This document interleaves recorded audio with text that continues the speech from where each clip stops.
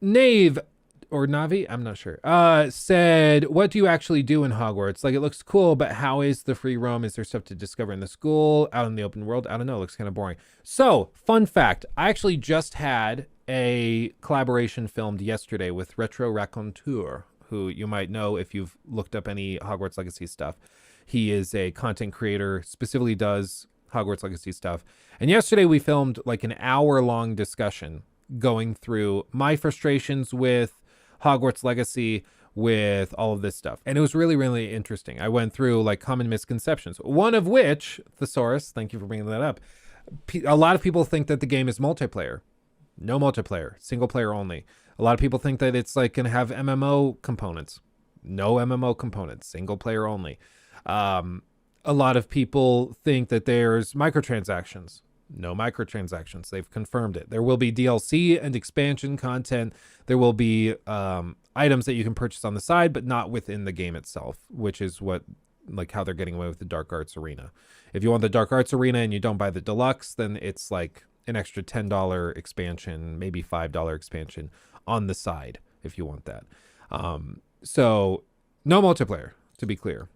Yeah, no multiplayer. Thesaurus, you're not alone. I thought it was multiplayer until like 2 months ago. I don't know why. They never announced it as multiplayer. They never said that it was, but people saw it and just assumed that it was, which I find interesting in and of itself. But we talked about all this stuff, and I was also like, okay, so the process of gameplay, what does it look like? And what it's basically looking like is that it will be kind of similar to Bully. And I know that might sound crazy, but in Bully, if you ever played that, you have classes that you go to. So it's at certain points during the story, it'll be like, go to class. So you need to go to class. And you do that. That helps you level up, gain experience, knowledge, blah, blah, blah, new abilities. But then there's also multiple times during the game or countless times during the game, where you're able to just go explore the castle. Or you're able to just go out and go travel to Hogsmeade. Maybe you want to upgrade your broom. You can do that in Hogsmeade. There's a shop that allows you to customize your broom.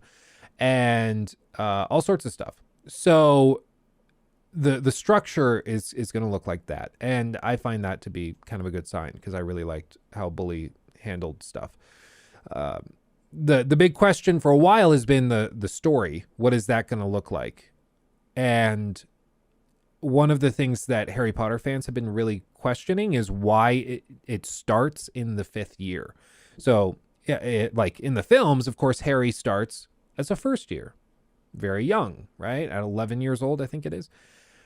In this, you start in the 5th year, which for everybody, they just assumed, okay, that means they're probably setting it up for a trilogy where you'll do 5th year, and then maybe this game goes through the full 5th year, and then they can do a 6th and then 7th and 8th, or maybe they just do, for this game, it's 5th and 6th years, multiple years, and then the next game will cover 1 year, and then the last game will cover the final year.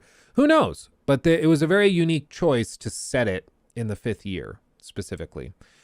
As for other stuff, it's going to be interesting. They haven't said how long the game is. They haven't said if it's like 10 hours or if it's 50 or 100 or 200. Like, nobody knows how big the game is.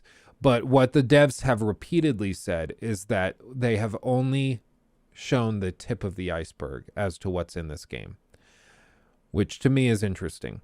One of the things that Retro told me, he's like, in one of the trailers, I wonder if I actually can find it. So was it this?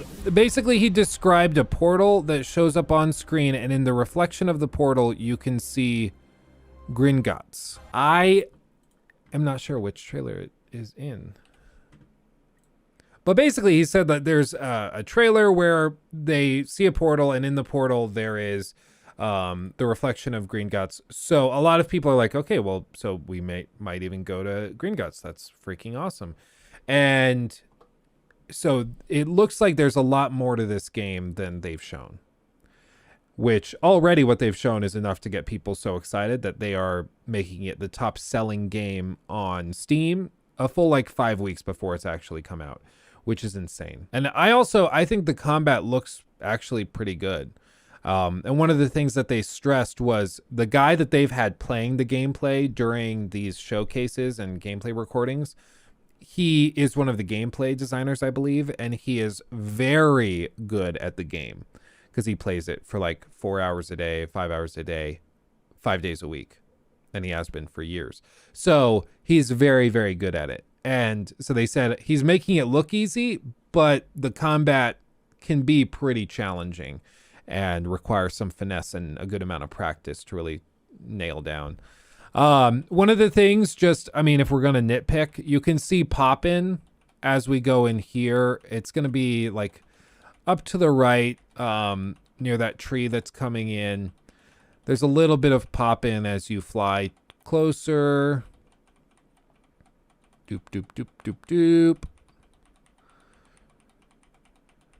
A little bit there. You see that right there on the far right. So like that pops in. There's a little bit of stuff like that. But, I mean, if we're being real, very minimal and nothing I would consider too concerning.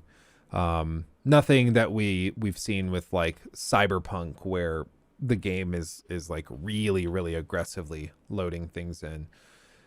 And I mean, just the idea that you can fly on your broomstick around the lands, I think for most people, that's enough to sell them on the game. I've had people like reply to that video I did, and they said that I don't care if the game sucks.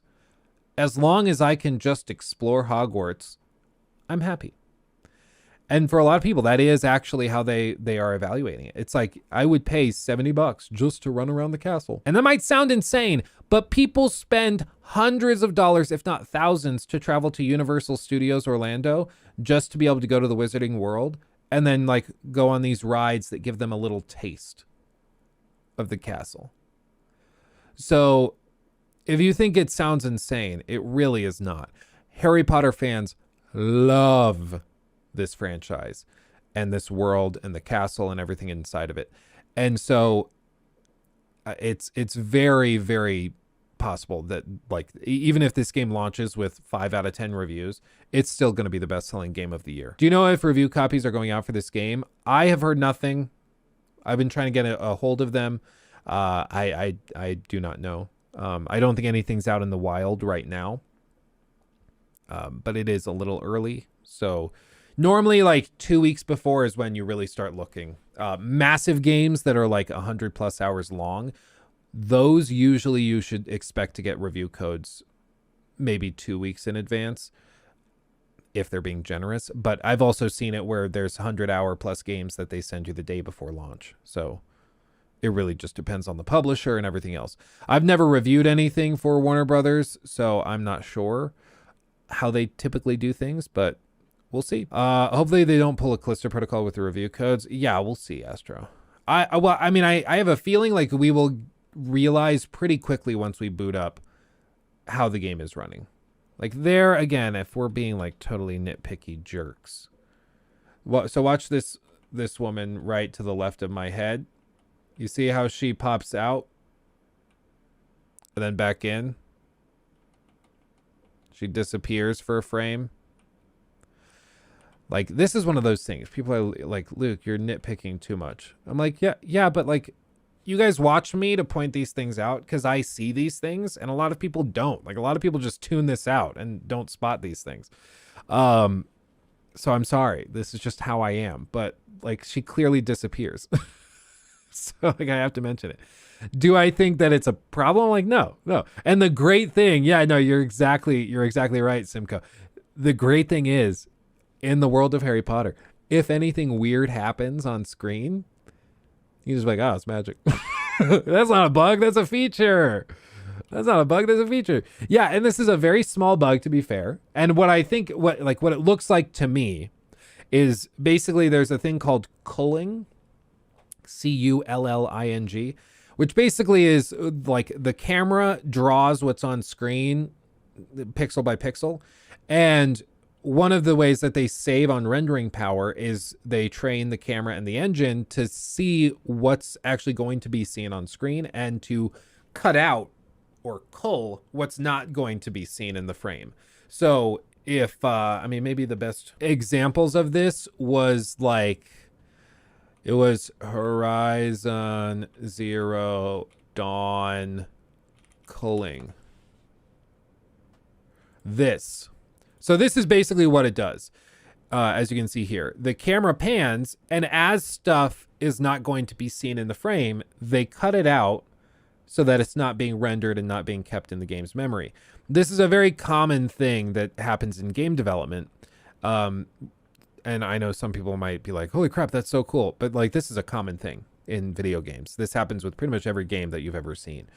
But this just is a really good visual of what's happening. So what looks to be happening here is that she, as a character model, was cold because she was behind this guy's head in the foreground, but something glitched out where the camera thought that she was not going to be seen again, so unloaded her, and then just for a frame, but then popped her back in.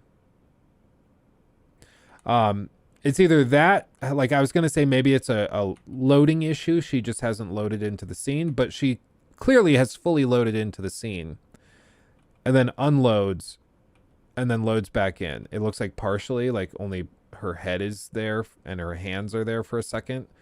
But again, it's only for a frame. And if we look at this in the context of the video at full speed,